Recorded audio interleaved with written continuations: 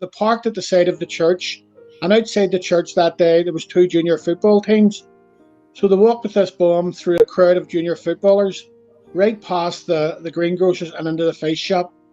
And before they could get putting the bomb down, the bomb exploded, killing one of the bombers, seriously injuring the other. It was a naked sectarian attack, and this was confirmed by the police. Well, I can remember, Gary, that day. I mean, I was on the scene within probably 15 minutes, and I can remember looking at the bomb, and one of the things that really struck me was how that the roof of the building was still hanging by a thread, really.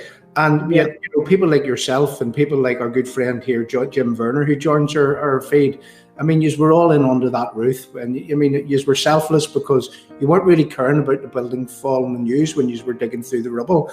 Can you maybe tell me a wee bit about doing that? I mean, what did that feel like to be digging through and finding body parts and bodies? It'll stick with me till the day I die. But there was another almighty crack. But what it was, as you mentioned, the roof had just managed to stay up, but it was the crack of the beam. But everyone thought it was a second bomb and started squealing. And everyone till a man that was inside the building that day just stayed with no thoughts for a second bomb. And you were digging and you were finding things that nobody should have ever found.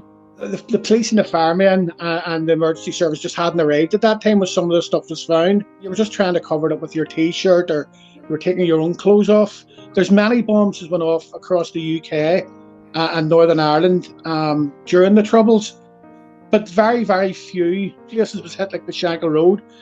If you take it less than a mile from the original first bomb, would have been a furniture shop in the 70s, to the Mountain View Bar, which is what maybe a stretch of road about a quarter of a mile. There was 6 bombs went off. It was all targeted at the Shankill community by the IRA, and a naked sectarian campaign, basically. What really annoys me at the minute is that how they're permitted to get away with rewriting history, as if on one hand here we have these Irish freedom fighters who are fighting some sort of honourable war, but this is the reality.